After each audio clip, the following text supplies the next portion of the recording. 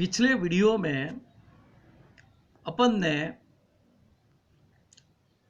भोजन के पाचन के बारे में, एंजाइम के द्वारा भोजन कैसे पचता है और उस एंजाइम को कौन सी ग्रंथि स्रावित करती है, वो जो है अपन ने अध्ययन किया।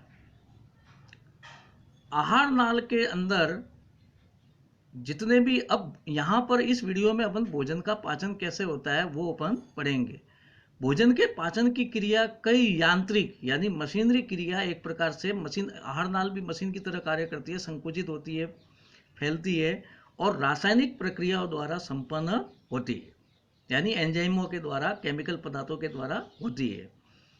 आहार नाल के अंदर विभिन्न अंगों एवं ग्रंथियों से स्त्रावित एंजाइम, आहार नाल के अंदर कई प्रकार की ग्रंथि भी होती है और अंग भी होते हैं, तो उनसे एक प्रकार से वो रासायनिक पदार्थ स्रावित करते हैं और वो क्या करते हैं कि भोजन के अंदर जो पोषक तत्व है, जैसे कार्बोहाइड्रेट है, विटामिन है, प्रोटीन है, उनको सबको जल अपघटन करके, यानी ये एंजाइम क्या करते हैं, उनकी जल के द्वारा क्रिया करके उसको सरल रूप में बदल देते हैं, यानी जटिल जो अणु है वो सरल रूप में बदल जाते हैं छोटे छोटे अणुओं में।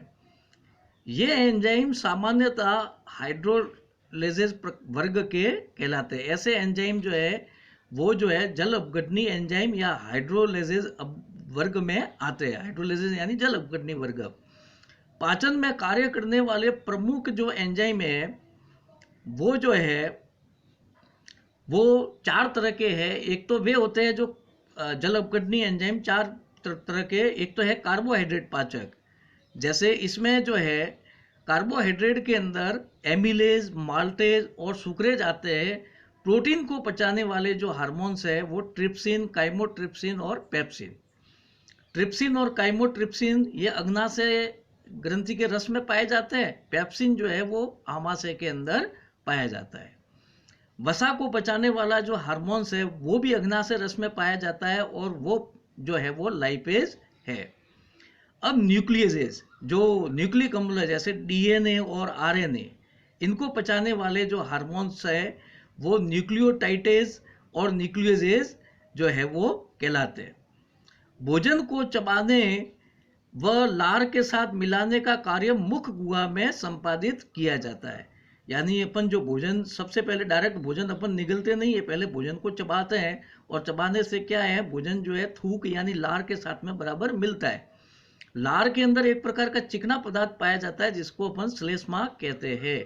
ये श्लेष्मा क्या करता है कि भोजन के कणों को चिकना बना करके और उसको चिपकाने में मदद करता है। इस प्रकार से, एक प्रकार से लुगदी की लुगदी, जैसे बूंदी के लड्डू की लुगदी बनती है, ऐसे लुगदी की लुगदी जो है बन जाती है, जो कणों को चिपकाती है, भोजन के कणों को। भोजन अब बोलस के रूप में क्रमांकुंचन गति के द्वारा ग्रसनी से ग्रसिका तथा ग्रसिका से आमाशय में पहुंचता है। मुख गुहा से भोजन पहले ग्रसनी में जाता है। ग्रसनी से दो नलिकाएं निकलती है, श्वसन नली और भोजन नली, जिसको ग्रसिका कहते हैं।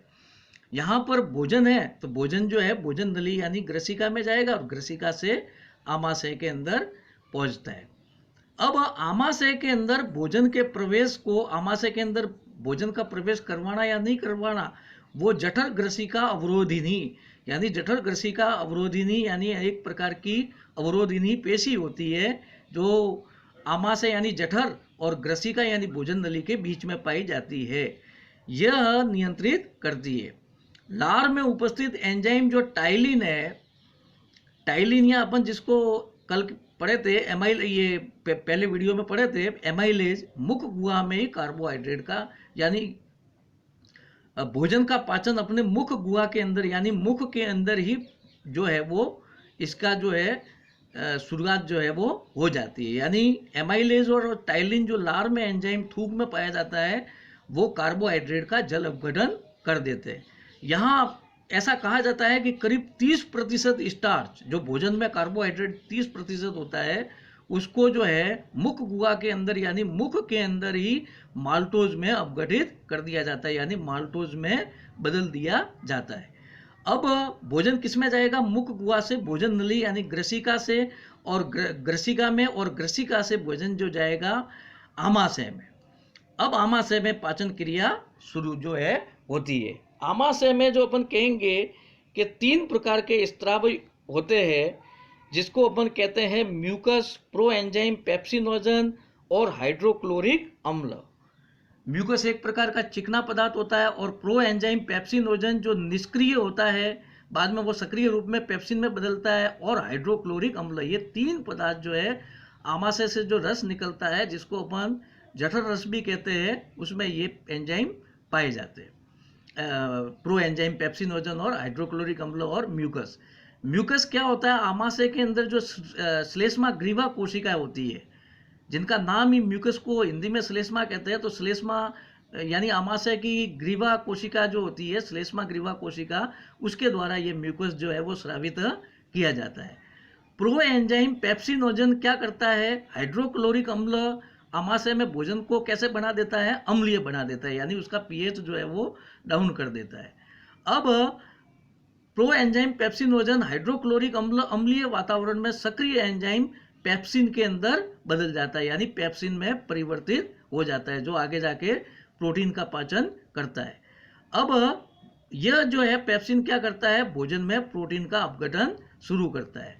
नवजात जितने भी शिशु हैं, नवजात जो शिशु है, नवजात शिशु अपन कहेंगे छोटे बच्चे, एकदम जो ताजे बच्चे, ये जो ज़्यादा जिनकी उम्र नहीं है, उनमें उन शिशुओं के अंदर पेप्सिन के साथ में जठर रस में रेनिन नामक एक और एंजाइम पाया जाता है, रेनिन। यह क्या करता है? क्योंकि नवजात शिशु केवल दूध ही पीते हैं, और दूध में एक प्रोटीन पाया जाता है कैसिन। उस प्रोटीन का पाचन करने वाले के लिए एक ही एंजाइम है, वो रेनिन होता है।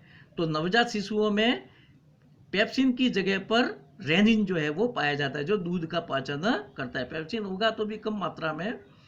अब जैसे जैसे उम्र बढ़ती है, उसके साथ में ये कम होता जाता है, पेप्सिन बढ़ता जाता है।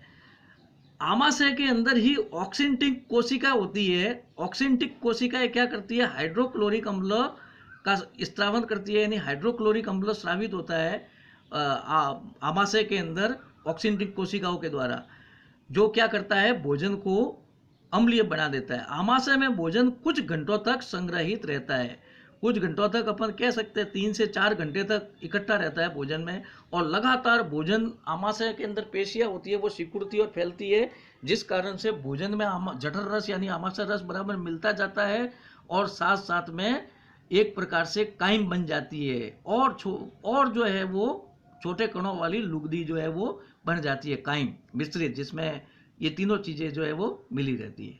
आमाशय से भोजन छोटी आंत में पहुंचता है। अब छोटी आंत को भी 3 भागों में बांटा गया है। पहला जो आमाशय से जो निकलता है वो ग्रहणी, उसके बाद में अग्र क्षुद्रांत, और उसके बाद में क्षुद्रांत। छोटी आंत में सबसे क्रिया जो छोटी आंत में सबसे ज्यादा जो होती है, वो छोटी आंत के ग्रहणी वाले भाग में होती है। ग्रहणी आमाशय से यू आकार के रूप में निकलती है। यहाँ पर क्या होता है? अग्नाशय से अग्नाशय नलिकाओं के द्वारा, और पित्ताशय से पित्त नलिकाओं के द्वारा अग्नाशय रस और पित्त लवण छोड़े जाते हैं ग्रहणी के अंदर, और आंत्र रस, और साथ साथ में ग्रहणी के अंदर आंत्र रस भी छोड़ते, क्योंकि ग्रहणी खुद आंत का भाग है। इन रसों के अंदर विभिन्न प्रकार के एंजाइम होते हैं, जैसे अग्नाशय रस में ट्रिप्सिन, काइमोट्रिप्सिन, पित्त लवण में जैसे ये अग्नाशय रस में लाइपेज भी होता है। फिर पित्त लवण जो है एक प्रकार का लवण है, जो क्षार है। ये जो क्या करेगा? ये जो पित्त लवण है भोजन को क्षारीय जो है वो बना देता है, और भोजन में उपस्थित विभिन्न पोषक तत्व जो है, जैसे कार्बोहाइड्रेट, प्रोटीन जो है, वसा है, जो अभी अपन 6 है, उनका जो है वो पाचन करता है। पित्त क्या करता है? पित्त जो है वो वसा का पायसीकरण करता है, यानी वसा को छोटे छोटे अणुओं में, ये गोलियों में बदलता है। वास्तव में अपन जो भोजन करते हैं तो वसा के अंदर जाकर के ग्रहणी में बड़ी बड़ी गोलियां होती है वसा के, उनको पित्त क्या करता है? छोटी छोटी गोलियों में बदलता है। छोटी छोटी गोलियों में बदलने से एक प्रकार से जाग तैयार होता है, जिसको वसा का जाग कह सकते हैं, जिसको पाइसियन कहते हैं। साथ ही पित्त क्या करता है? लाइपेज एंजाइम को भी सक्रिय कर देता है। लाइपेज एंजाइम जो है सक्रिय हो जाता है, और लाइपेज एंजाइम क्या करेगा, वसा का पाचन करेगा। ग्रहणी में सरलीकृत पदार्थ, अब ग्रहणी के अंदर ये भोजन सरल रूप में बदल गया, जैसे वसा का भी पाचन हो गया, इसी प्रकार से प्रोटीन का भी पाचन हो गया। ये ग्रहणी से सरल जो पचित भोजन जो है वो छोटी आंत के अग्र क्षुद्रांत्र और क्षुद्रांत भाग में अवशोषित कर दिया जाता है। आगे अग्र क्षुद्रांत और क्षुद्रांत भाग में आते हैं और वहाँ भोजन का अवशोषण कर दिया जाता है। अवशोषित पदार्थों को विभिन्न कोशिकाओं के द्वारा, हमारी जो क्षुद्रांत और अग्र क्षुद्रांत में जो कोशिकाएं होती है, जिसमें रक्त केशिकाओं का जाल होता है, कोशिकाओं में एक प्रकार से अंगुली नुमा उभार होते हैं, उसमें रक्त केशिकाओं का जाल होता है, जिसके कारण क्षेत्रफल बढ़ जाता है, ये आयतन बढ़ जाता है छोटी आंत की दीवार का। उसके द्वारा जो है पचित भोजन का अवशोषण होता है, उनमें कोशिकाएं पाई जाती है। अपचित तथा अनावशोषित, जो भोजन अवशोषित नहीं हुआ है क्षुद्रांत और अग्र क्षुद्रांत के द्वारा और अपचा है, अभी पचा हुआ नहीं है, वो क्षुद्रांत से बड़ी आंत में पहुंच जाता है, जो है बड़ी आंत जो है वो जो है उसमें पहुंच जाएगा। बड़ी आंत का मुख्य काम क्या है कि अपचित भोजन में अगर जल ज़्यादा मात्रा में और लवण अगर है काम के, तो उनका बड़ी आंत में अपचित भोजन से जल और लवण का वापस अवशोषण कर दिया जाता है, और शेष जो अपचित भोजन है, शेष अपचित भोजन को आगे जो है मलाशय के अंदर डाल दिया जाता है। जो अंतिम भाग होता है बड़ी आंत का, अपचित भाग क्या होता है, ठोस होकर अस्थायी रूप में, ठोस होकर के अस्थायी रूप में, क्योंकि मलाशय में स्थायी रूप में तो पड़ा रहता नहीं, समय समय पर वो बाहर निकलता है, अस्थायी रूप में मलाशय के अंदर रहता है। और मस्तिष्क का एक भाग जो होता है, जब मलाशय भर जाता है तो उसको संकेत मिल जाता है तंत्रिका क्रियाओं के द्वारा, प्रतिवर्ती क्रियाओं के द्वारा, कि हमारा मलाशय भर गया अपचित भोजन से, और समय समय पर उसको अपन बाहर जो है वो निकाल दिया जाता है। तो ये जो है अपना जो है किस प्रकार से भोजन का पाचन होता है अलग अलग अंगों में। अब इसके अंदर आगे जो है वो है ग्रह कार्य। ग्रह कार्य के अंदर ये कुछ जो है आपको करने हैं प्रश्न, 10वीं विज्ञान भाग से दो पार्ट है। मुख गुहा में कितने प्रतिशत स्टार्च को माल्टोज में बदल दिया जाता है, यानी जल अपघटित कर दिया जाता है, तो वो उसमें ऑब्जेक्टिव है। नवजात शिशुओं में पेप्सिन के साथ जठर रस में और कौन सा एंजाइम, उस एंजाइम का नाम पाया जाता है और क्यों। नवजात शिशुओं में पेप्सिन के साथ जठर रस यानी आमाशय रस में कौन सा एंजाइम होता है और वो क्यों पाया जाता है, क्या कारण है नवजात शिशुओं में।